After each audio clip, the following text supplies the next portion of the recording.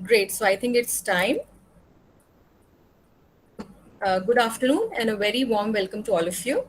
My name is Samreen Gauri and I lead the school education projects at the Federation of Indian Chambers of Commerce and Industry, FICCI's School Education Division, FICCI ARISE. ARISE, which stands for Alliance for Reimagining School Education. Most of us, I'm sure you all would know that FICCI is an apex chamber which represents the interest of the Indian industry and trade. It was established in 1927 at the inspiration of the father of the nation, Sri Mahatma Gandhi. It mobilizes consensus amongst various stakeholders for advocacy of policy and regulatory issues and sharing of best practices. Happy to share that FICCI Arise is a collegium of over 1,350 schools, 85,000 educators, and over 1.5 million students. On behalf of FICCI Arise, I would like to thank all of you for joining us today in the Leader Lab on how to plan for blended learning as a long-term solution. At the onset, I would like to thank Google for Education for collaborating with us on this very pertinent topic. Here, we'll reflect on the best strategies needed to plan the path for delivery of blended learning in the schools. Friends, with this pandemic, I think we have all realized that the new normal for education will require us to reboot all we have known about education. Buzzing corridors, engaging classrooms, in-person teacher-student communication, etc. We all are together witnessing on how the education sector has been in huge crisis, and it continues for the time being. UNESCO figures revealed that two-thirds of an academic year had been lost on an average worldwide due to COVID-19 school closures last year. Over 800 million students, more than half of the world's student population, had suffered the losses. It was in this situation that online education came in for the rescue to the cause of education. The whole landscape is getting transformed now, and you, as school heads, leaders, teachers, have been using digital tools and creative approaches. I'll take a moment here to say that kudos to each one of you for battling this head on and leading it in your respective schools. Your grit, passion, perseverance ensured that teaching continued despite schools being closed. However, we have all recognized that the fact that we need to rethink probably the traditional education model and probably convert it into a meaningful, interactive, and collaborative space for learners. So through our webinar today, we aim at presenting the best and innovative technological and pedagogical practices that can be adapted towards effectively delivering teaching learning in the virtual environments for sustaining learning during and post-lockdown scenarios. I hope you all would immensely benefit from today's session. And with this, I would take the opportunity to formally welcome our speaker for the day, Mrs. Richa Sharma Agnihotri. Mrs. Agnihotri possesses 24 years of experience in international curricula. An alumna of Hindu College and Miranda House, the University of Delhi, she has a first-class honors degree in physics, as well as a master's in physics, a B.Ed, and a master's in education. An excellent trainer and workshop leader, Mrs. Agnihotri helped develop the CBSE CCE handbook for teachers and formulate the CBSE curriculum for science. She has also been a recognitions ambassador for the IB in India and is a certified trainer with Cambridge International Hindu College and Miranda. An avid reader, a keen learner, a passionate teacher, and a committed and creative educator, Mrs. Agnihotri brings her skills and experience to her role as principal at Sanskriti School, Chanakyapuri, New Delhi. Welcome, ma'am, and thank you so much for giving in your time today. Glad to share that we are joined by Ms. Bani Paintil Dhawan, Head Google for Education, India and South Asia. Thank you so much, Bani, for your esteemed presence here amongst all of us today. And with this, I would request Bani to please share a few words. Over to you, Bani. Thank you, Samreen. Namaskar, everyone. Good afternoon to you all. And thank you, Mrs. Agnihotri, Sangeeta ma'am, Sanchita ma'am, Dipali ma'am. You are an inspiration, and thank you all for sharing your learnings with us. And so we're looking forward to this session. I'm going to request my colleague Sakshi to partner with us on taking through some of the slides that we've prepared. But as she sets that up, what I would like to highlight is our endeavor through the Leader Labs is to bring together like-minded thought leaders who will help shape the future of education in India. Very clearly, the model that we have experienced in the last 18 to 20 months is something that we have, learned quickly and adapted in different ways. But what is really important is now a focused approach on saying what we want to keep, what we feel was the impact, and then determine that for each of your local school systems, what would work. From our side, what we can absolutely present today is the technology side of the world, but it is the teaching and learning world. And as a mother myself and as a professional who has been online all of this time, I can completely empathize the need to get back to school, to be with their teachers, to receive the warmth and the social interaction with all of you, for all the students. And I absolutely believe that that's something that we should continue to do more and more. I know there is good news that some of the schools are reopening, but there is also a cautious approach. Our children are not vaccinated at this point in time, and there is an additional pressure on all of you, as I understand, on how do we continue with teaching and learning in this environment. As Google for Education, some of the trends that we are seeing is that we will live in this uncertainty for the foreseeable future. What is really required, and I take inspiration from Mrs. Agnihotri in our conversation we had earlier, that it is not the time to say it worked, we did something, and in the Google world we call it being scrappy. We innovate when we are scrappy, but now is the time for us to introspect and make sure that we make the shift that will work for us going forward as well. And I know it requires change. It is about disruption. But please remember that it is about innovation as well. And that's what the team today is also going to talk through. So quickly covering some of the aspects of Google and how we can support as a technology partner. We are helping, basically around 170 million teachers and students globally transform teaching and learning. And that is happening at an extremely fast pace. And I must call out, next slide, please, Sakshi, that learning sits across everything that we're doing at Google. And I'm sure most of you have experienced some or all parts of it, whether it's the YouTube learning environment, it is our search environment, Google for Education with Google Workspace for Education, as well as Chromebooks. We care that the experience in terms of learning and education is across our platforms, and we wanted to bring it in the most secure and scalable manner possible to all of your schools. Next slide, please, Sakshi. And why we believe in that mission is because we believe that everyone deserves access to great learning experiences. And this is becoming even more obvious when we moved online. And project-based learning happened organically or automatically. We didn't have to force it. We didn't have to think of ideas for it. It kind of became a collaboration and teamwork between a teacher and their students. And it happened across subjects. And so that is what is really required, and learning never stops. So everything that we do as individuals, including you as educators, teachers, as well as the student side, it is really important that everybody has a potential and everybody deserves a chance to fulfill that potential. Next slide, please, Sakshi. We also have seen more so now, but also from a Google philosophy perspective, that learning happens at school, learning happens at home. In fact, learning happens everywhere in between, which means that every aspect of our life is about learning and acquiring new skills. And in the future, which is very clear, I know, pre-COVID, we used to talk about how we're not even sure about the jobs that would exist and the kind of skill sets that we would need. Now that has become even more obvious. Not only has there been disruption in the education ecosystem, the job market the corporate life has completely transformed.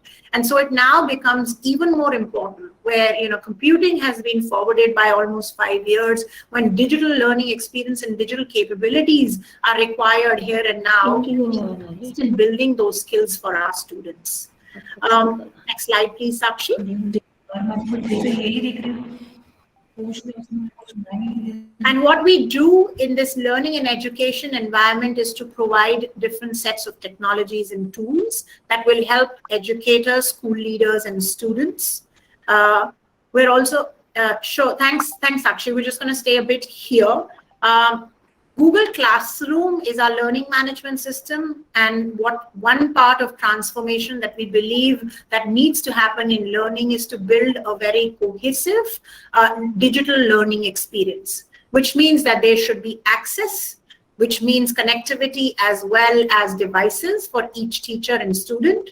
We also believe that it is very important to build a content ecosystem where you're not only transacting with learning using Google Meet or video conferencing facilities, but you're actually doing assessments, assignments, and project-based or experiential learning using the learning management system. The third pillar that we believe is very important is how do we build skills for both the students as well as the teacher and take the parents along in this ecosystem. And finally, what we pride ourselves the most on is that we are able through our platform to provide you analytics that will help the teacher decide what path. And I know the Sanskriti team has a lot of such examples where technology along with teachers' intuitiveness have worked to give guided path to students, and they're hoping that we can do more and more in the future and in the blended learning environment that we foresee. Next slide, please. We also believe that we have to support a leader, we have to support a student, a teacher, and we want to be able to support you in the various needs that you may have. And some of the examples that have come forward with us is not just about academic learning, but also extra co-curricular, and also productivity increases in terms of how teachers are collaborating, how they are sharing tools and technologies for learning. Examples like PTMs, example like principals, communication to the teacher community, and also school leader connects. All of those have become faster, literally a click of a button.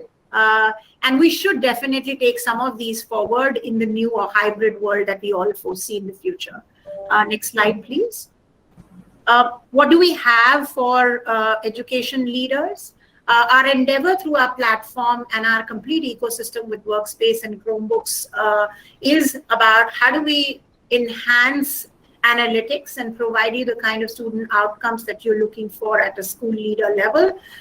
We want to make sure that there is no inappropriate experience or inappropriate content in your ecosystem, that data is secure and private to your institution and your school, and you are able to customize to whatever scale that is, whether it's a large chain school or an individual school, and how do you communicate and collaborate across the content ecosystem as well as productivity meetings that you may have. The next slide, please. For an educator, it becomes very, very important that how are you actually utilizing your teaching time to be impactful. And again, fantastic examples that you will hear from Sanskriti, anecdotes from both teachers and students who talk about what they find interesting, and also in line with what our policies recommend in terms of skills development and learning outcome development, because that's very, very important. And we also want to be able to support continuous learning anywhere, like we had earlier spoken about as well. The skill sets that we are encouraging in this learning environment is teamwork, collaboration, creativity, to be able to give each child a chance to express themselves, and at the same time for the teacher to be able to pick analytics and design learning paths for each of the individual students. So when you hear about personalized learning experiences, adaptive learning experiences, this is foundational. What you do on your platform and how you collate all of that information is the foundational investment that you would make as a school. So it's about thinking long term and making those foundational investments. And finally, I would say the student is at the core. The teachers are the directors of this environment, and they need support from the school management. So it's very, very important that when we are thinking technology innovations, we are actually making it simple for the teacher to communicate with their student and for the student to be able to connect more effectively with their educators.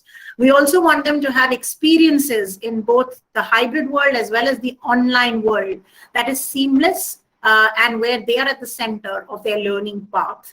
And what I alluded to earlier as well, it's very, very important for us to decide on skills. I wouldn't even call it future skills because I think that's now that they need it, and each one of us have experienced it in various ways in our lives. We also are very, very cognizant of the fact that technology enables you to create an inclusive environment. We've often heard our teachers saying even the quietest children are raising their hands, contributing, and they are able to pick up the nuances on how to make them engaged vis-a-vis a classroom context, like a physical classroom environment. So we need to identify some of those advantages and incorporate them either in-school learning or outside of school learning, but in the context of the learning environment that we speak to as blended learning. Next slide, please, Sakshi. What is really at the backbone of all of this is the innovation that we bring about in our platforms that will not only provide you more and more analytics using AI, but what is really important is how we are simplifying that experience, whether it's for the teacher to use this hybrid environment or for the student to actually study in this environment. We're bringing you the latest features, delivered effortlessly across your ecosystem. And we're also investing a lot in building those analytics dashboards, teacher training, and content ecosystem that will support you in making those informed decisions. Like I mentioned, there is so much of innovation that has already happened and so much that continues to happen. It's very, very important to take that decision now. In the interest of time, I'm going to make this my last slide and hand it back to Samreen for the rest of the session. Intent here was to let you know about what we are doing as Google for Education. So we at the center is Google Workspace for Education, which is our platform. It is available free of cost to accredited universities and schools across the world. Like I mentioned, 170 million students and teachers using that. We have Google Classroom as our learning management system. We have Chromebooks that are, again, Sanskriti team will speak to that as well, provide a secure learning environment for both in-classroom and outside classroom experiences. And then we have a whole range of programs and content ecosystem that can support you both in your professional journey as an educator and also your students with CS First and the likes. So with that, thank you so much, and I'll hand it back to Samreen. Thank you so much, Bani, for a brief introduction, yet saying the right things. And I think I'll just say 4 words from your talk. I think what we need to do is to connect, communicate, and collaborate, all towards to innovate. So with that, I think as extending a warm welcome to Rupali ma'am, Sangeeta ma'am, and Sanchita ma'am. Lovely to see you all together again. Thank you so much for joining us today. And and without further ado, let's start the webinar. And I would now request Mrs. Agnihotri to please take the session forward along with your Powerpuff team. Over to you, ma'am. Thank you, Samreen. A big thank you to Bani, Samreen, the team at FICCI ARISE, and the Google team for acknowledging the work that Sanskriti has done in the field of learning using technology. So I'm honored to be a part of this webinar, honored to be the one representing my school, and like you said, my power team, who have actually done all the work. I'm just their spokesperson in getting Sanskriti to where it is and in making sure that we continue to forge ahead in the field of innovative learning and innovative teaching. So thank you, everyone, and thank you to all the participants who are here patiently listening to what we have to say. With humility, I'd like to say that as a school, we feel young and like to say stay young, and we always try new things with curiosity, enthusiasm, and excitement. So what I present to you today is really a culmination of all of this And we hope that it continues to go with the same youthful energy that it has been over these years. So the pandemic came, and Rupali ma'am, we can keep to this slide. The pandemic came, and two professions or two kinds of people emerged as, if I may use the word, rock stars: doctors, I mean all healthcare workers, and educators. And educators turned out to be the most resilient of communities, because lockdown or no lockdown, learning continued, teaching continued. And within a week, uh, most organizations were able to find ways and means to continue to teach their children. And yes, warriors, thank you. So the paradigm shift that has happened in the field of teaching and learning is what we want to talk about today. But more importantly, what I want to stress to all educators and principals and stakeholders present here today, that this is just a beginning, and let us keep it and let us move forward with it. Let's not go back to what things were before the pandemic. Because the world is expanding, there are changes happening, and as the slide says, change is inevitable, it is going to happen. If we do not embrace this change, because we are the ones who are inspiring the generations ahead. So if we do not embrace this change, if we do not think out of the box and move beyond what is obviously visible, then we're not going to see that change in the youth tomorrow. So therefore, we need to move this forward. We need to explore new ways. We need to explore new tools to enhance learning and teaching, to make it more effective, and to develop skills that are needed in the world today. If we can move on now, Rupali ma'am. Right. So here's a little bit of history, for all of us in terms of how learning and teaching has changed over the years. So I'm not wearing my glasses, but those of you who can read it, you can see from the 1940s and the 50s how it was correspondence and broadcast, moved to computer-based training, then we came to web-based training.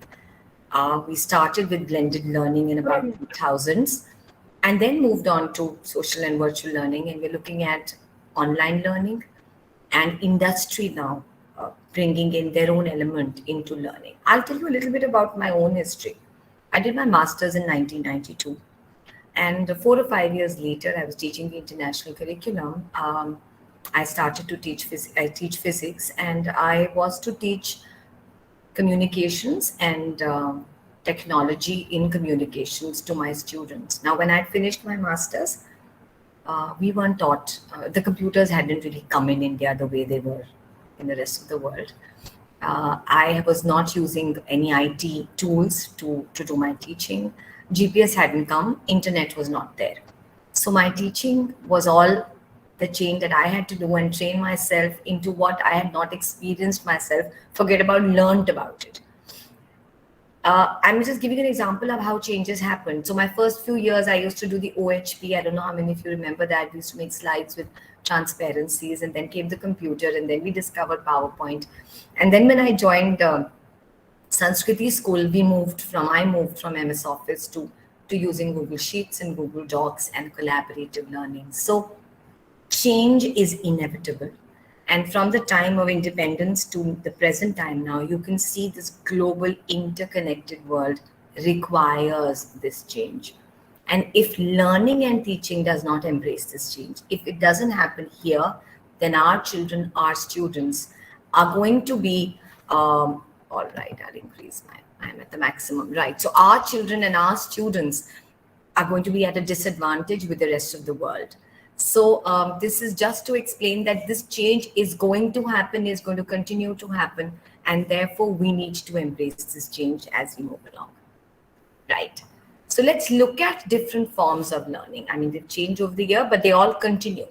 So there's face-to-face learning, which is extremely effective. Then we have blended learning, which we'll talk about now in the next minutes or so. We have hybrid learning, which most of the schools are doing now, whereas some children are sitting inside the classroom, some at home, and we're trying to reach out to both. And then all of us do these courses with Coursera and Udemy, which are online learning. What has also changed is from one to many, it has moved to one to fewer. It has also moved from one to one. It can also move from many to one, where if you're sitting in the confines of your room, you could be in touch with a lot of professors if you're doing an online course. So that's the future, and it's already happening in certain cases. So all four of these are modes of learning, and all four of them are effective in their own way. We are going to talk about blended learning, where we're looking at infusing technology in a part of our everyday learning and teaching, and using that to make learning and teaching more effective, more student friendly, and easy to reach out to the other people. Right. So I'm going to start by telling you how blended learning has an impact on students. And the first one is what all of you would have noticed when you started teaching online, was that you're now speaking to the children in their own language, because they are all digital natives. They have been born in the age of, I don't know, I think they were called Generation X of computers and internet. So this is a language they understand best. This is the language that they speak with each other, and this is the language that they're constantly in use of. So the impact is huge, because now we are speaking to them in their own language. So that's the biggest impact in terms of blended learning. The second impact is enhanced student engagement. So one of this is, because we are speaking to them in their language, their engagement is more. But there are other aspects to it. The fact is that with blended learning, because it can be both asynchronous as well as synchronous, you are able to reach out, and my colleagues will show you in the next few slides, is that you are able to reach out to individual children. You're able to customize what you're teaching to them, and therefore it's far more engaging. So if I am at a level where I can work on something else at a more complex level, then I don't need to wait for the teacher to reach that sum on the board. I have got a tool where my teacher has allowed me to move ahead and do something else. So blended learning allows that. It allows individualized understanding or individualized access of a stimulus which is provided to them, to the students. It also allows them to look at varied perspectives in a scenario of sitting at the confines of your home. So I'm not sitting in class and looking at everybody listening, but I am sitting in the confines of my home and then looking at varied perspectives in a more comfortable environment, because it's asynchronous.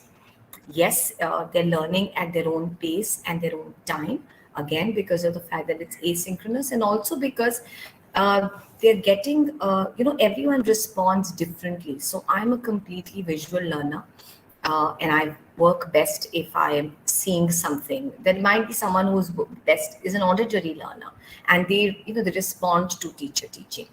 If I'm able to combine the two well, if I'm sitting here and I'm watching a video that is part of a flipped classroom, or if I'm doing an assignment which gives me the time to work at it at my own pace in my own house, because it's blended, my learning is better. My comfort level is better. I'm not getting stressed because there is a time constraint. I'm not getting worried because my colleagues, my peers are doing it before me. So I'm allowing the child to learn at his own pace and time. And I'm going to spend a minute to tell you why that's important.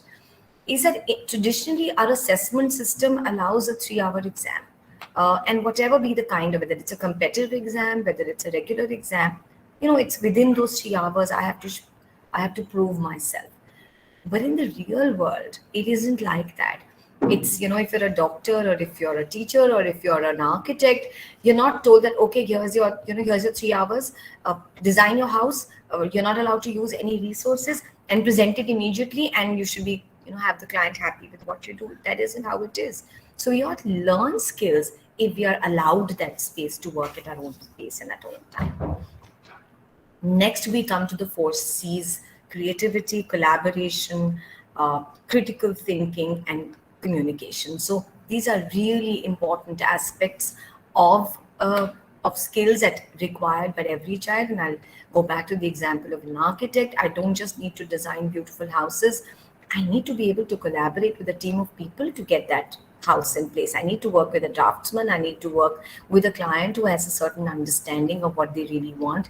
I should be able to communicate my ideas to whoever I'm presenting it to, and I should be able to present the information in a way that it explains to the person what is required. So these are very important skills, and they're more important or equally important as the content that we're providing. So Blended learning gives an opportunity, and you'll see those examples as we move along, to develop those skills in a regular scenario. They're not like an add-on activity, but it's a part of your learning.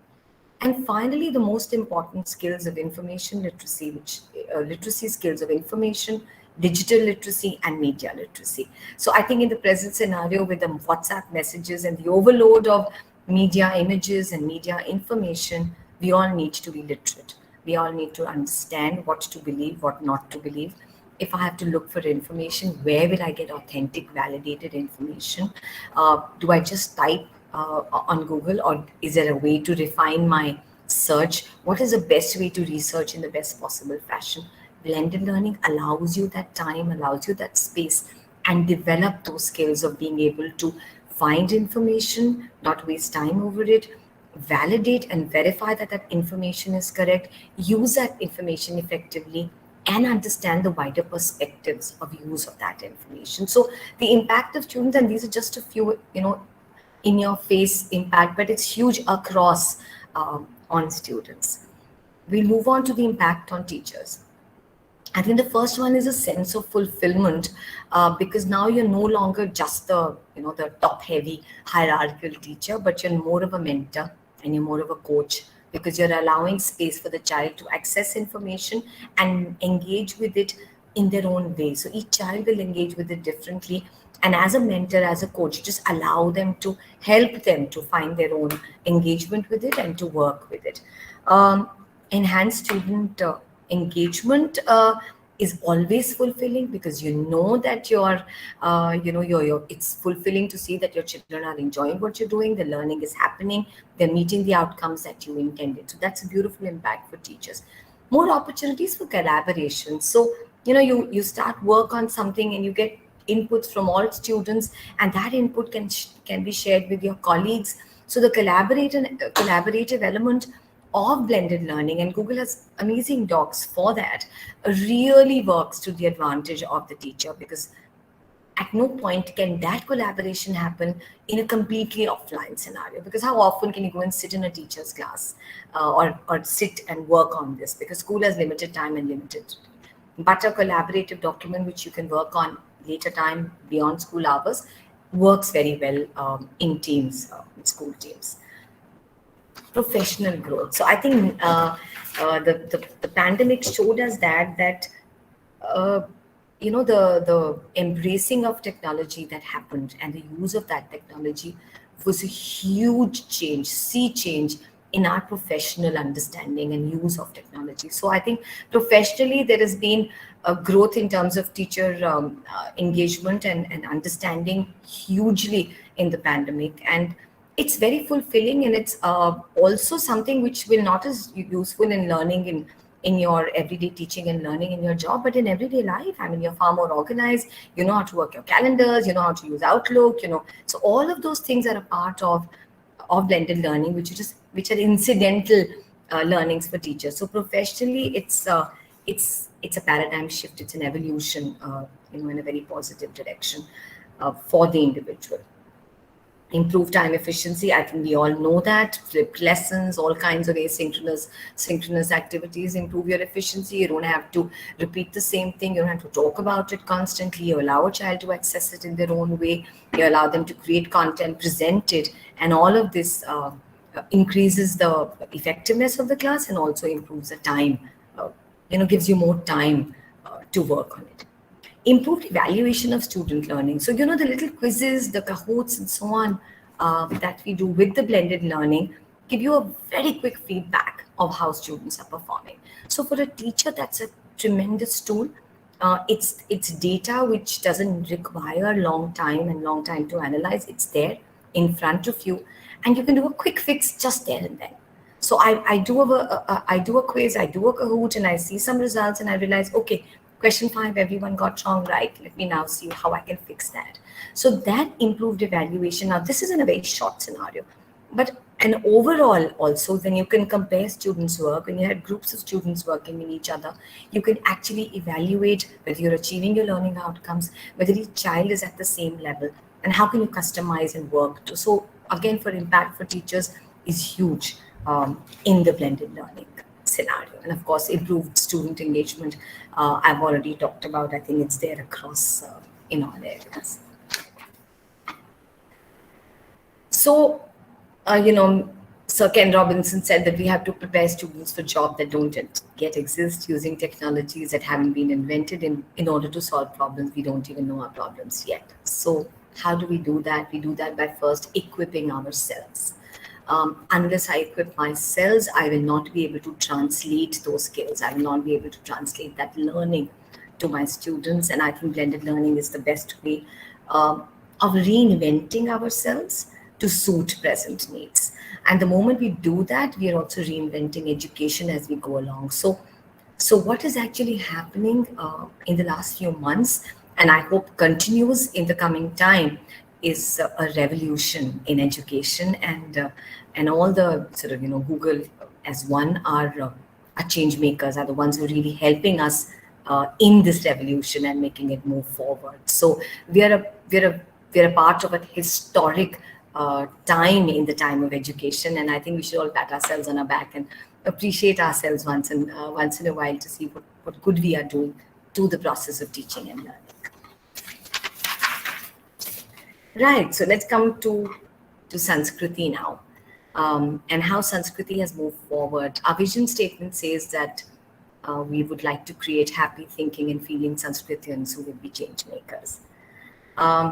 And what we did was, so the revolution began for us not in 2020 when the pandemic came, but in 2014-15 when we started using Google and Google tools. So before we started using that, technology was limited to computer labs and mostly computer science classes. And the one-off teacher would have maybe planned something in the lab, but it was few and far between. The demand of the changing times required students to explore beyond the textbook and be digital citizens. But I think that happened after we embraced tools and after we embraced technology. So with Google, in 2015, we started Google Workspace for adoption in education. We bought 100 Chromebooks and we started to use them for students across grades 6 to 10 to allow the use of technology in classrooms, not just for assessment, but also to actually enhance learning, teaching and learning. So like they said, they use those devices for creating content, for exploring, for learning, for assessing, for collaborative work. And that allowed real-time collaboration to happen and made it possible for students, teachers, and leaders to allow that to happen.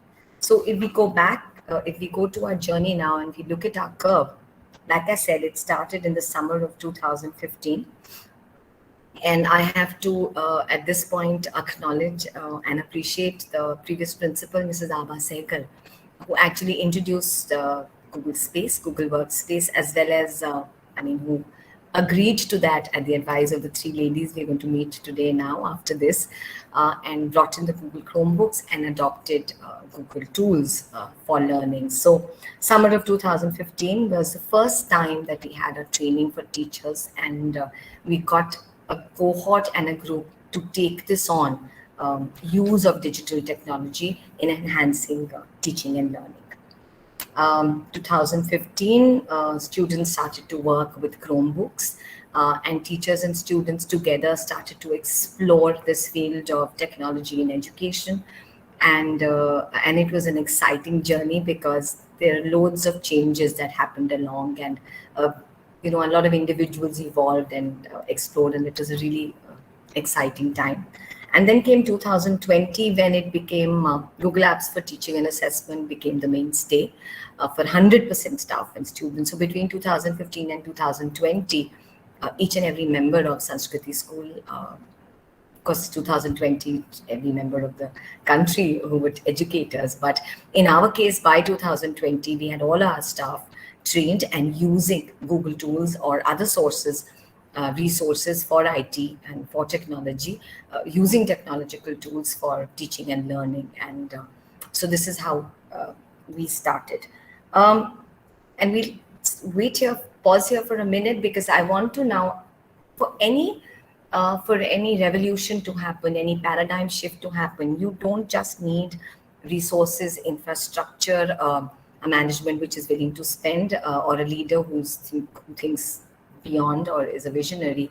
You need a dedicated team of passionate individuals who take initiative, who inspire others, who instill a confidence in all members of the school community that this is, this is something we can take forward and we can actually, make that difference. And Sanskriti was very lucky to have this team of teachers who were willing to take it on and excited, and three special members who sort of shine, and they will be taking you through the slides later on, are Mrs. Sangeeta Gulati, who has actually received a national award for using technology in education, Mrs. Sanchita Ghosh, and Mrs. Rupali Arora. So these three ladies, we call them the techno hearts, and they have shown they're actually the change makers, and they are the ones who actually brought that change, not just in themselves, but in the DNA of the Sanskriti learning and teaching space. And they have been at it, and we'll talk about what they did. So, for any principal who's here, you need to identify those people who are going to really bring this change and be as passionate about it, as my team has been, and only then can it go forward. Unless we have that team, it's tough to take this forward individually by just one more person. So this is just a picture of how students were using Chromebooks. And right, so like I said, Chromebooks were the difference makers, but they didn't bring about this change on their own. The TechnoHeart team, and I talked about those three, are the ones who really took it forward from there. So it started in September 2015 when the first round of training and professional development happened, and teachers started to buy into it. These three ladies, conducted a series of workshops, and slowly they were able to convince teachers to start exploring and use different tools. What's interesting is all three of them are different subject areas. They're none of them IT teachers or computer teachers. Sangeeta ma'am teaches maths, Sanchita teaches history, and Rupali teaches economics. So I think that was another thing which showed to the, which was inspiring for the rest of the team, that you don't have to be an IT expert to use technology in the field of education. So what happened after that was from September 15 to September 16, and then 17 and 18 onwards, is that we had a series of, we have a profession development calendar. And in that profession development calendar, we've included training on the use of IT, use of technology in education as an integral part of it. So that is, so in that time, in that space, these three would find new tools, found new ways, experiment in their own classes, and then share them with the staff and say, okay, this is one tool I've discovered, and you'll find it's very useful in doing this, this, and this. This enthused the other members of the school as well. And so now the other teachers and other departments started exploring tools for themselves. And then we would have sharing of best practices where they would come and say, okay, I've used this and I haven't used this and this really works. We started Google Classroom many years ago, I think said 15, if I'm not mistaken. So Google Classroom was already a part of every class till from class 6 to class 12. And students, parents, and teachers were well versed in using Google Classroom, and it has been an extremely useful and effective tool in information and transfer of information and engagement between teacher and students. So you can see Kahoot, Flippity, quizzes, all kinds of things were already a part of our teaching and learning practices well before the pandemic. So these are images of September 2017 and September 2018. And then July 2019. Again, this is a workshop where teachers use different, these were hands-on training tools, hands-on training for teachers. And we have a separate section for new teachers. So all new teachers who are inducted into a school go through this entire training on using tools that we use, and the Google Classroom, of course, and how to go about it. So then you also have one-on-one coaching and troubleshooting. So if there is a teacher who's who's struggling or says, okay, I want to do this, but I don't know which tool to use, then that is also provided by these three ladies and other members as well. And then, of course, group training, where a specific department might say, okay, I need help with this. And we started that as well. And then March 2020, the government declared a lockdown. And luckily and thankfully, because of the years of training that our teachers had and the enthusiasm of these ladies and my entire school team, my entire staff, the transition was very easy for us. We didn't face any problem in transitioning from offline teaching to online teaching. I think the only one training we had was use of Google Meets. Other than that, initially the first 1 month, the lockdown was announced on the 21st of March 2020, and we had started our online classes on the 17th of March 2020 because the numbers had increased. We were having extra classes for 10 and 12, and we didn't want to waste any time because parents were reluctant to send. And till now, the journey continues, and I'm delighted and proud to say that my entire junior school, my entire middle and senior school have been using Google tools effectively, efficiently, and I know and I have feedback from children who are thoroughly engaged and really enjoy what is happening in the classrooms. Thanks to not just the online learning tool, but also the blending learning process, which has become a part of our teaching and learning. So that's me, and that's a little bit about my school, and I'll come back to you right at the end. And now I'd like to hand over to Mrs. Sangeeta Gulati, the HOD for Maths Department, and over to you, Sangeeta. Thank you. Thank you so much, Mrs. Agnihotri. Thank you, Bani and Samreen, for giving us this platform. It's a pleasure to be here. And Mrs. Agnihotri is, very aptly built up the entire stage for us and has taken us through this journey, which has brought us to where we are right now. And I'll take a few minutes just to share some of the things that we would like to suggest, or we are advocating as a blended learning practice, because that is something which we were already doing before the lockdown as well. So that is what blended learning in a way comes up as. When we are thinking about what blended learning would be, it's a combination of digital content and activity with face-to-face content and activity. So it's not that you are doing everything on screen. There is a face-to-face interaction as well. And that is exactly, when you saw that picture of children working on Chromebooks, that was taken almost, I think, 3-4 years back, where they were doing the task in presence of the teacher. But what if I assign this task to the students to do at home, and then we have a discussion following it in the classroom? That is the way as we are looking forward. So that is where the Google Classroom comes in. When we are thinking about bringing in that platform where these transactions are going to happen, how do I share a digital content with the student? We need a robust platform. And Google Classroom has come a long way since 2015 when we first started using it. So that's our 24/7 classroom, room without walls, without any fixed bell timings. That's a place where we connect with our students through the stream, assign and assess through the classwork, share resources, and also now that there are so many apps that are integrated with Google Classroom. So whether you are a fan of Kahoot or quizzes, where you are conducting them in an online world, that goes wonderfully well with the Google Classroom, and you can track the progress of the students. Edpuzzle, if you are using videos to teach, and we will show you a few of those examples, that works very well. And that is where you would like to integrate so that the student get the chance of learning, exploring content digitally, which you have seen how much they have enjoyed. But maybe the classroom time may not allow for that interaction, or you want to focus on the classroom time with some other important discussions, clarifying the doubts of the students, having them do something which is non-digital. So that is where this blend is going to come. Google Classroom also allows you and lends to very easily the formative assessment.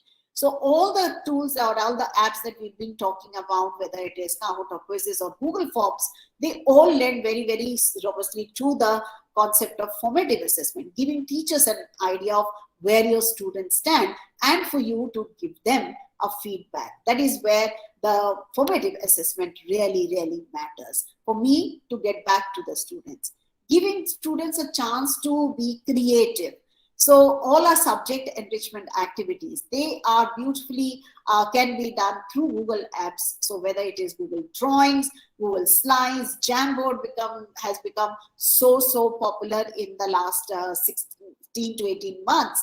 And of course, even Google Sheets has its own creative way, and give a chance to the student to create this is where the change actually happens. Also, blended learning, when we think about, requires that the students should work at their own pace. They should have their own place to work in, and they should have their own path, whether it is you want them to watch a video and then kind of process the information that is being given. You want them to play a game, and then you want them to learn the concepts in a more of a fun way. All that can be done through HyperDocs. So a simple Google Doc or a Google Slide, as Sanchita will share more examples of that, they can be converted into this robust way where the child at their own pace are learning through a structured path designed by the teacher. And then you are also able to track them, because these are assigned through Google Classroom. Everybody gets a copy, and as a teacher, you can open the classroom at any time and see how the children are progressing. We are also looking at, as a maths teacher and as any teacher, you want to always see what the students have done and whether they have done it or not. Have they started the work or not? That's one of the anxiety that I used to always have when I would put a video in the Google Classroom and say, okay, watch this and we'll talk about it tomorrow. But have they actually watched it? They might come and nod their head, and I am at loss whether they have watched it or not. And that is where Edpuzzle made a difference. Similar to that, math softwares, when you look at, have gone a completely, have changed the way that I teach in my classroom. So I cannot complete my presentation till I talk about GeoGebra, which now has a GeoGebra classroom where I can actually see them working live with me, and Desmos, where I can assign a task and give it to them and give them a period of time to work on. I can also use it as an assessment. And you can actually see them working. If you open like this particular, GIF when I created, I saw a child working on it somewhere late at night. And I said, wow. And I could actually click on the person icon and identify who that person is. Right now, they're all anonymous in this. So that is the fun of blended teaching, that next day you go back and say, I saw you sitting on that part for too long. Is there something that you would want me to help you with? And also tools which gives you feedback. So that is something amazing that can be happened, and I'm happy to hand over to Sanchita, because she will bring in her perspective of being using technology as a history teacher. Over to you, Sanchita. Thank you so much, Sangeeta ma'am, and a very good afternoon to all of you. And again, thank you so much to FICCI ARISE and Google for giving us this platform, for sharing what we've learned in our journey, as teachers and as a school itself. So as Sangeeta ma'am was saying that, in a blended learning environment, we can actually make learning a multi-sensory and multidisciplinary experience. Not that we were not doing it earlier, but now we have even more exciting tools at our fingertips, which we can use to design these really exciting learning modules for the students. So you just saw in one of the previous slides, there was a Google Doc which had been designed into a maths lesson for coordinate geometry for standard 9. In history also, we use, more of Google Slides. And if we, but before we go on to the slides, if we just quickly look at some of the strategies that we've used, is that for each topic, we can have, different kinds of instructional material. Remember, our kids learn differently. We have very diverse classes. And in my classes, particularly, I do have a lot of children with learning disabilities who, take my subject. So I have to be mindful of highly gifted children as well as children who are not as quick as the others to pick up on new concepts. Technology we've used for reinforcement all the time. So you've heard us talking about Kahoot and quizzes all the time. There are many other tools similar to that as well, which helps reinforce what the child has learned, encourages students to share and explain in their own words what they've understood. So their Flipgrid and its integration with Google Classroom. And what I love best is the mobile app of Google Classroom allows you to actually record video up to 10 minutes within the classroom itself. So you can always have the students sometimes record themselves explaining their new learning. So that's super powerful there. Always remain open to trying new techniques. Don't be afraid to fail. And don't give up traditional teaching methods as well. I mean, what has been serving us for so long, why should we give it up just because we have a shiny new toy in our hands? So what's working for you, strengthen that further, right? Again, Mrs. Agnihotri had talked about varying assessments. So these technology tools allow you to vary your assessments, not just quizzes. But if you look at this set of hyper slide here, this is for my class 11. We do Renaissance in class 11 in history. And here what we've combined is a lot of different things that the students can do. There's definitely, they will be watching some short videos. There are paintings where we go in depth to look at what are the different elements of those paintings. Why were those elements so revolutionary? And then based on that, we'll probably have, a Padlet or maybe a link to a Flipgrid where the student will go in and demonstrate their own learning, either through a video or maybe their own slide deck or a own learning module that they might create, or a challenge module, as we like to call it in my class, to challenge their peers that, okay, this is a set that I've created. Let's see how you can, deal with the challenge there. And in my experience, what HyperDocs has allowed us to do is, take the learning beyond the prescribed syllabus, beyond the fencing of the textbook that, we were all, struggling to complete the syllabus from. And because it can be done at your own time, it can be flipped. So the students will have probably an entire week to complete one set of HyperDocs. So they're doing it, they can either do it in one sitting, or they may break it up into 4 or 5, or maybe do a little bit every day of the week. So whatever kind of, the student finds comfortable with. But we do have a deadline, right? So doing it at your own pace and time does not mean that we forget the deadline. So there'll be a larger deadline, but how you meet that deadline is up to the child. Project-based learning, of course, has been one of the most powerful teaching learning tools in the kitty of teachers. In the pre-pandemic days, Rupali, if you could just click on the picture. This is, I think, a picture from 4 years ago where my students set up, a Japanese tea ceremony. We were doing the history of Japan, and they did a Japanese tea ceremony. 2 years ago, that was the last time I did my history practical offline. And all those pictures tell you, a story where my grade 11 students actually created an entire learning gallery for middle school students. So especially 7th grades, because they also do medieval India and they study about the Mongols a bit. And here you had the 11th standard students who were studying the Mongols in a far more in-depth manner. So you can see they're engaging the younger students, they're engaging the teachers. I had teachers who had nothing to do with history getting very excited about, coming into the library and looking at this gallery. And many of them fought with me because I had not scheduled them into the visit. The library was a small space, so we couldn't fit in everyone. But you see the happy faces, you see the fun that the children had, the interaction that a senior, set of senior students had with their younger peers. I think that really was very, very endearing process. And, we still have memories of those days. Cut to 2020, and I had to shift my practical online. So last year we talked about the pandemic and what pandemics we've had through history, which had nothing to do with the curriculum really, but it was a teaching learning moment for me, for the students. And we infused theater into it. So you have, this one young boy who's dressed, as one of the plague doctors of the time. Then if you move towards the right, on top, you have, one of the students trying to play, one of the news anchors who's interviewing, Genghis Khan and asking about his motivations as to why he went and, conquered half the world. And if you look at the bottom, here's a student who's actually dressed as a Renaissance painter herself, and who's taking us through, that painter's journey of how they, developed the, the Renaissance, the entire school of Renaissance art. And we had students from across the school, teachers from across the school attend this Google Meet. There was a lot of question answers happening. The little ones had so many questions for the big didis and bhaiyas. And of course, this brings in a lot of authentic audience. So I was not the only person in the audience. They were not just presenting to me, but they were presenting to a much wider audience. So they had to be on their toes.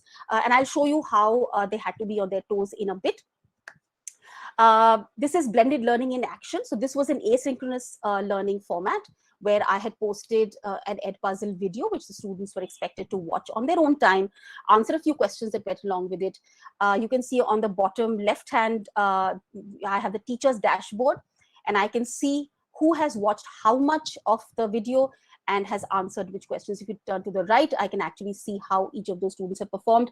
I can see question-wise performances as well. So was a question tough? Was a concept very difficult? Have they not understood it? Should I explain this again in class? So I have saved some class time. Some of the basic concepts the kids have understood. The more difficult ones we're going to take up in class. And if you go to the next slide. And after they watch that at home, when we were back in the online classroom scenario, we had an in-class brainstorming through the Jamboard, and we had multiple students, contributing to this particular learning module. And now we use this particular learning module for our grade 8 students as well, where they also study the Constitution. Moving on. Yeah, reflective learning is really powerful, and digital tools actually make reflective learning more fun. So what did I learn out of this experience? And Rupali, if you could just click on the image, on the GIF rather. The idea was you create memes to talk about your experience. What did you experience as you learned about this? So if you just could scroll down to the first one. So students learned about, what are good presentation techniques. So there was this child who made this meme, says, I'm starting my presentation, passionately presenting, and doing quizzes as well, but then I put my audience to sleep. So this is a real life learning. That is my presentation putting people to sleep. How else can I really make it more engaging? I've spent 4 hours researching. Now I need to bring it down to 2 minutes. How am I going to present this in 2 minutes? So these are very, very powerful learning. This has nothing to do with history, but it has to do with real life skills as well. So, a take on the office that I really had no idea how to start out, but when I actually started doing it, my mind opened up and I learned so much more. So these are really powerful things that technology can do for you. I do agree that a lot of the memeing can actually also happen in an analog mode. But if the digital tools give you the opportunity, why not? And the kids love making memes. Try and get them to make a few, and you'll be so super surprised. Is it all worth it? We've all been talking about competency-based education. Competency not just about the subject, but competency to move forward in life. Am I picking up the skills? Are we giving these skills to our students? Which they will find useful 5 years hence, 10 years hence. We know that the education sector has moved 5 years in the last 1 year, right? What we would have probably looked at maybe 5 or 7 years down the line, we're doing right now. So are the students prepared to face that challenge that life throws at them, the curveball that comes? Will they be flexible enough to figure that out? So all the blended learning really takes you in that direction and makes learning so much more experiential and fun for the students, with a lot of real life learning as well. With that, I'm going to hand over to my colleague Rupali, who is going to show us more examples of how powerful blended learning can be. Over to you, Rupali. Yeah, thank you so much, Sanchita, and very warm, actually, good afternoon to everyone. And it was really amazing to see all the kinds of, practices that Sanskriti School has been using in different departments. And I am PhD Economics, and I have also incorporated a lot of ways of using Google Apps for education in the blended learning format, for which I would be showing you some kind of samples right from my classroom. And I believe one very important thing for blended learning is that we have to actually make it very creative. So the focus over here is that we have not to be claimed as really master teachers. We really need to work upon a strategy so that we can actually help out our students to be the creators of information rather than just the users of information. So it should not be a unidirectional flow of information. We are focusing upon a strategy which would actually help our learners, the creators of information for us. So for that, we have something which is most oftenly used in economics classrooms, and that is Jamboard. Because what happens is that if we just take our own textbook to class, I mean, they are just, the kind of information that they have in front of them is just a piece of paragraph or some content written in textual format. And along with that, they have some certain kinds of images or boxes given in NCERT. So it's important for a teacher to to bring in some kind of visualization to what is there in the textbook. Irrespective of what subject you teach, it is important to actually bring the power of visualization in the classroom. And for that, the samples that you see on the screen here are not created by me. They are all created by my students. So first, after teaching the concept using any kind of a mode in the blended learning approach, now the next follow-up task, which can be a good formative assessment strategy by a teacher, that here now the students have to visualize what they have learned. The concept, whether it's that of creation of credit in an economy, or whether it's pertaining to what are substitute goods or complementary goods, okay, think in your mind what they are, put it up on this blank canvas which is provided by Google, and you just showcase your talent and visualize what you've learned. That actually enhances student engagement to another level, and it also gives me a lot of exposure as a teacher as well, because I am entering into a classroom with not with similar ideologies. Each person in front of me sitting has a unique thought of his or her own, and that unique ideology and that unique thought process is what has been shared in front of each other, and the power of blended learning is extremely created. Based on that, you have another element which I feel is super liked and appreciated by all my students, and which is gamification. Making your entire classroom experience joyful is another achievement of any teacher, and for any educator this is bang on, I would say, advice that if you want to make everybody jump up in your classroom, just bring a game. And one important element that you see on the screen right here is this game is not made by me. This game is made by my students. So another creative blended learning approach wherein you just tell the children as a facilitator, as a mentor, that what you're supposed to do, but what exactly has to be done over there in the entire mode of direction, it's entirely unique, creative, all done by the students. So in this entire slide deck that you see is done merely on a Google slide. So you don't need any kind of a third-party app of either Kahoot or a Quizzes. Just open up Google Slide and start playing games. And simple way of bringing some kind of joyful learning in your classroom. And the last, which sample that I really want to share with you all, is pertaining to taking your textbook to some kind of, a visual imagination in the minds of the students, wherein you've learned the concept, fine, you've learned the concept using a textbook or a kind of a website which is created by, our department in our school, which has been used to showcase all the important elements of NCERT shown to the students, along with important, blended with some kind of important videos from the web which are available, can be shown to the students. But beyond that, once every exercise has been done by the students and the teachers, as a follow-up formative assessment strategy, what you can do is to actually tell the students to create their own original video. So it's like you've learned a concept from the NCERT, but now go ahead, research on the web, go ahead and look for important articles on Google and come up with really research-based storytelling. And I'm going to show you just for 1 minute, keeping time in mind. Just 1 minute, I'm going to show you a sample for what kind of a video has been created by Sanskritians themselves.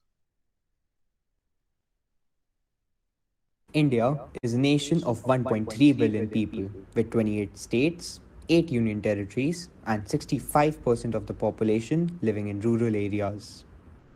Providing easy access of financial institutions based in urban centers to population living in remote areas is a tremendous task. And that's where regional rural banks, or RRBs, come in. Regional rural banks are an integral part of India's financial system, and in this video, our team will present a detailed analysis into the working of the RRBs. Rapid expansion of the banking system had a positive effect on rural farm and non-farm output, income, and employment, especially after the Green Revolution, as it helped farmers to avail services and credit facilities and a variety of loans for meeting their production needs. This is why famines became an event of the past, because we had now achieved food security, which is reflected in the abundant buffer stocks of grains. So you can see that with the little bit nudge given by the educator on the basis of, bringing some kind of originality in the content given by the students, you can enhance the scope of blended learning to another level in your classrooms on a daily basis. On this note, again, I would really, India, want Mrs. Agnihotri to please come up and take the way ahead. So I would again request Principal Ma'am to come up and take it forward. Thank you, Rupali. I think I took more than my share of the time, which is why you guys had to rush it and you had far more interesting things to say. But I'll just quickly wrap this up with saying that we can't rest on our laurels and we cannot just stop and say, okay, we've done enough and we are really doing this revolutionary teaching. We need to move forward. But not just educators, there are other sort of partners who we have to look for to support. So if we want blended learning to become a long-term solution, then the first thing that we have to look at is accessibility to all. So accessibility, not just in terms of infrastructure or the resources in terms of the internet or the devices, but also accessibility to teachers for training, accessibility to principals and leaders to understand how it can move forward. So I think this is a great step to provide that accessibility. And we need to now look at other partners, stakeholders, industry to help the language, help education move forward by providing that accessibility to all. And I want to talk about here to say that very often we say, okay, koi baat nahi, itna nahi hua, this much is enough. I haven't done this much, but at least I've done this much. I don't think we should accept that until each and every child and each and every student under RTE has access to learning, which is 21st century, which is blended, which gives the best kind of learning. I don't think we should rest. And for that, this change has to be embraced by everybody. So a change in a learning, a paradigm shift, a change in a learning environment in the strategies will not work if it's only teachers or if it's only schools or if it's only students. It has to be embraced by school authorities. It has to be embraced by managements. It has to be embraced by parents because they have to buy into the kind of education that we're doing. They have to buy in and see the benefits of blended learning before we can actually see results as we would want to and as we would accept. The third is that this change that also has to be embraced by higher education authorities and future employers, because I'm not talking now. I'm looking at a Google University, which gives access to courses in any given space while I'm in my teaching, while I'm doing my class 10 or my class 11, I get a certification, which is already happening, but in a blended format, and colleges and and employers giving credibility and recognition to that kind of a blended learning format. So we're not just saying a course here or there, but we're looking at a recognition and saying, okay, this kind of a learning format, this is what the child has done. Let's recognize this so that it encourages us to explore beyond. So future employers, education authorities will have to also embrace this change if we want blended learning to be a long-term solution. Uh, Assessment has to be changed from the traditional. So there's no point in developing skills in giving a kind of education where a child is working at his own pace, at his own time, is able to create content that Tropali gave us amazing examples of, is able to collaborate the way Sanchita showed us how it can be done. If the final exam is a 3 hour sit on the chair, then it's really it's going to stop before it even takes off, because at the end of the day, all schools, all organizations will teach to that exam, because parents are looking at grades at the end of that exam. So for blended learning to really move forward, we need the powers to be need to relook at how the assessment changes so that it incorporates skills that are developed through the blended learning format. So for us to move forward, like I said at the beginning, the change has to come in the DNA. We all have to embrace it. All have to believe it, and we all have to work really hard for it for us to move on. Thank you very much. Yes, acceptance of different models of assessment. So thank you very much. I've had a great time exploring what we did, and I'm really glad that I got this opportunity to speak with all of you. Once again, thank you, FICCI. Thank you, Google, and big thank you to my team at Sanskriti, not just here, but across. Thank you. Great. Thank you so much, ma'am. That was one wonderful session. And thank you to you and the entire team for weaving in the session beautifully with your knowledge and sharing your experiences with all of us. Sakshi from Google has just pasted a feedback form link in the chat section. I request all of you to please quickly browse that link. Your feedback is very important for us to come back better for all of you. So just spare 2 minutes and please do share your feedback. Great. If there are any questions that you would like to ask with our esteemed speakers today, please go ahead. If you wish to post it in the chat section, please do that. If you would like to ask here, you can raise a hand and we'll, okay, I can see Mr. Raj Gardia. Okay, I'll just give you an option. Sakshi, can you help me with, okay, I can see you.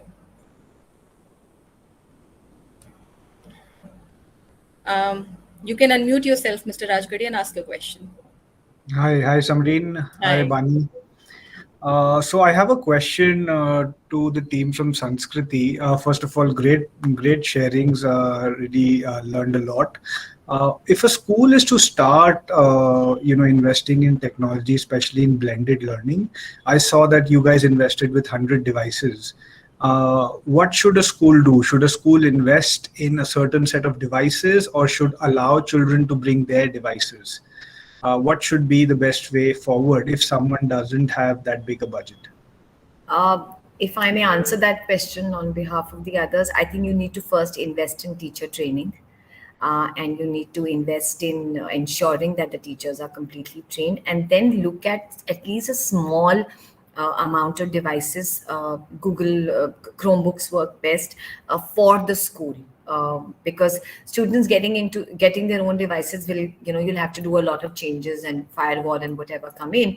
Best is if you invest in some devices initially to begin with, and then see how it works, beyond that. But I think most importantly, first investment is teacher training. Sangeeta, Sanchita, if you'd like to add to this. Yeah, I think Chromebooks are very powerful in the way that they can be managed. So the admin end can limit what the students can access, or maybe push out something that we want all the students to have access to. So in that sense, we would definitely recommend going in for Chromebook. Start with a small number, perhaps look at your class size and maybe 1:2 to start out with.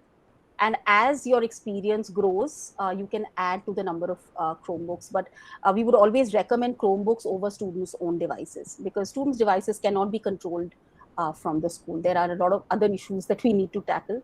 They are children after all. So it's best that we go the Chromebook way. Great. Thank you so much, ma'am. I see another hand raised by Ms. Namrata Agarwal. You can unmute yourself and ask a question. Please go ahead. Yeah, hi, a very good afternoon to all of you, and a great insight. Thanks, a special thanks to the Sanskriti teachers and the team leaders. It was quite a pleasure. I just have this question that, or maybe I missed it. I'm sorry, I was in and out toggling. Did you do like a buy-in from the parents when you wanted to do this blended program? Did you float a Google form, or did you kind of just take a call with the PTA, or what exactly was the process? I would like to just understand that. If you could please throw some light on. Sangeeta, would you like to answer that? Yeah, ma'am. When we started it in 2015, we were not really looking at it to be, something which might be resisted by the parents, but we did have our PTA in consultation. And before we went in for the Chromebooks, we also did a pilot, with Apple, iPads and tablets. And then we showed the difference to the parent committee that had come in initially at that time, that why we are going in for Chromebooks and why having a device in the school would be safe, and why, the advantages that we are looking forward to. So it was not a Google form or a consent taken all across, but we did have a parent representation who were addressed and who were taken into the committee to just give us a kind of a go ahead. And from there we went on to taking this forward. Yeah, thank you so much. Just a follow-up question. I'm sorry, I'm one curious learner. I just wanted to know if there were certain major roadblocks that you encountered when you just started the blended program. Right. So, one of the things that we need to look at is what kind of a campus you have. That is something which is important. And second is you need a very robust Wi-Fi, system in your school. So that was actually our roadblock to begin with in the first year or so. And also because our campus is so spread out, there are pockets which are not catered to. So we had to put in number of boosters in number of places. And even now we are upgrading our, bandwidth and all. Annually, almost. Mrs. Agnihotri knows how much she gets pressurized to do so. So, because the demand is increasing consistently. So, definitely, that is one roadblock. If you are looking for taking devices to the school, you want children to work and you want this to happen, then definitely you need to get a very robust setup done in your schools. Thank you so much. Appreciate your sharings. Thank you. Thank you, ma'am. I see another hand raised. Dr. Pushpi Dutt. You can unmute yourself, ma'am. Yeah, thank you and good evening. I would like to know that all these processes really need investment in terms of the student as well as the teacher. So in the process, do you people curtail the syllabus and the curriculum a little, or the entire thing goes on? No. This is nothing. Absolutely. In fact, it is enriched. There is no way, as a maths teacher, I'm speaking, there is no way I can, cut corners. So everything is to be integrated. And that is, in fact, the challenge is where the understanding of the teacher is important. The pedagogy of the teacher in the classroom is important, because tools are tools. They are not going to change the way that we teach, but it is how the teacher feels that it's going to be fitted in the way the lesson is to progress. So it is not an add-on, it is part of the curriculum and the lesson planning. Right. So That's how it means. Yeah. If I can add to what Sangeeta ma'am is saying, this is actually one of the roadblocks. This belief that it's an add-on activity or syllabus. How will I finish the syllabus if I do this? So I think this is one of the roadblocks, one of the resistances that might come your way initially from staff or maybe even from parents. And I think you have to get around that and show how it actually cuts down time, enriches learning, engages students better, and therefore your syllabus actually moves faster and more effectively. But that, I think that buy-in will take some time. So that is a Yeah. Thank you, Sangeeta ji. Thank you, Richa ji. Thank you. We have one more question coming up from Miss Clary. You can unmute yourself, Miss Clary, and ask the question. Yeah. Good afternoon, everyone. First of all, a wonderful job done by the Sanskriti team. Really impressed with the innovative work that you are doing. We are also a school who is working with Google Workspace. Actually, we started it right at the pandemic, the beginning of the pandemic. From then on. So, considering the financial condition of the school and the parents who are here, we are not a very affluent school. The crowd that we have is a very backward crowd. So I would like to understand when you said that you have had these 100 Chromebooks for students, was it an investment from the school's management, or was it something that you had to get the fund from the parents? Can you please throw some light on this? No, it was an investment by the school management. Okay, so the school management is committed to, technology aided education. So yes, it was. Okay, wonderful. Thank you so much. Great, thank you. So while more people can keep asking questions, I would like to read one question which we received on the chat. And while Bani had answered that question, I think it's an important question and everyone should know the answer. So Ms. Prerna Musaddi asked that how does one address growing screen time when students use the Chromebooks? This is a very, very genuine question for all of us and across all age groups for children that who have to access screens when they have to do online learning.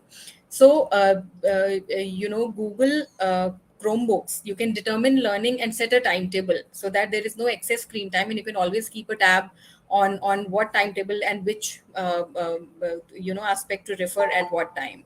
So I think that is another added advantage. And if all of you need more help or do you have more queries with regard to use of Chromebooks as devices, you can always reach out to the Google team. There's an email ID on the chat also, hemantbhalla@google.com. You can write to him and he can help all of you. Now, we have one raised hand from Ms. Aarti Balasubramanian. You can unmute yourself, ma'am, and ask a question.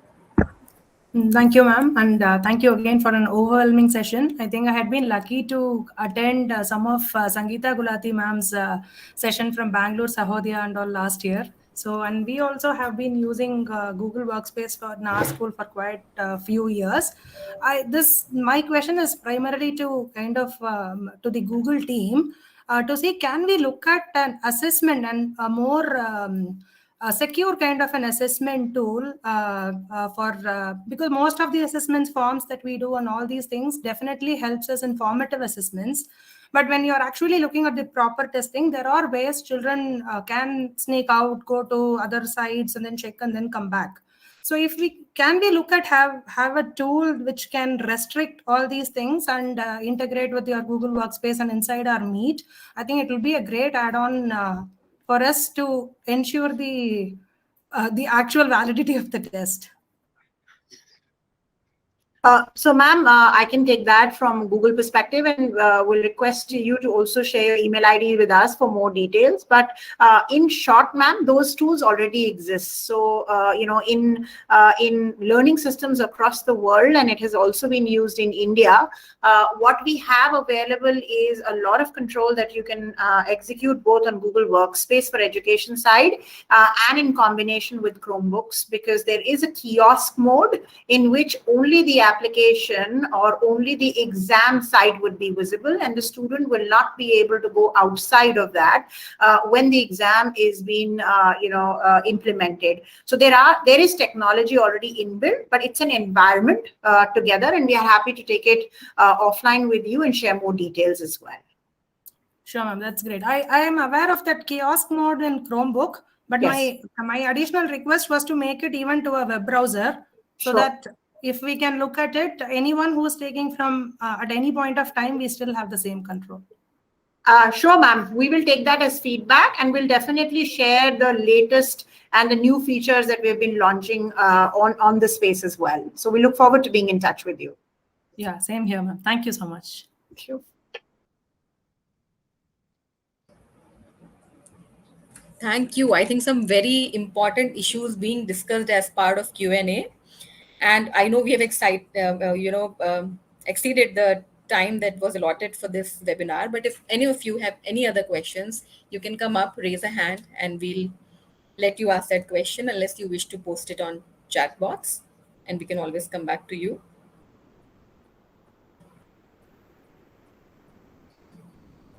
I think assessment still remains a bigger elephant in the room.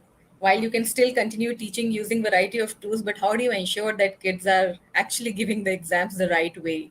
So yes, this kiosk option that Bani just shared, I think this can be. I mean, a child can always sit with two devices. The minds are curious and they have a lot of options to kind of break in the rule. But at least this can be one good option when you are talking about assessment and to ensure that it's being fair. But as rightly said by Mrs. Agnihotri, that everyone has to be a part of the online learning process. It can't just be the child or can't just be the teacher. It has to be parents, children, teachers, everyone all together. And then probably we can imagine that a productive online learning delivery is happening and is impactful. So great. So I think that the share of questions are done for this session. So with this, on behalf of FICCI ARISE, I would like to thank the school leaders for joining us in our Leader Lab today. Once again, special thanks to Google for Education for partnering with us on the subject. I hope you all would have immensely benefited from the session. And with this, we take your leave till we meet next. Keep safe, everyone, and thank you for joining. Thank you. Thank you, all of you.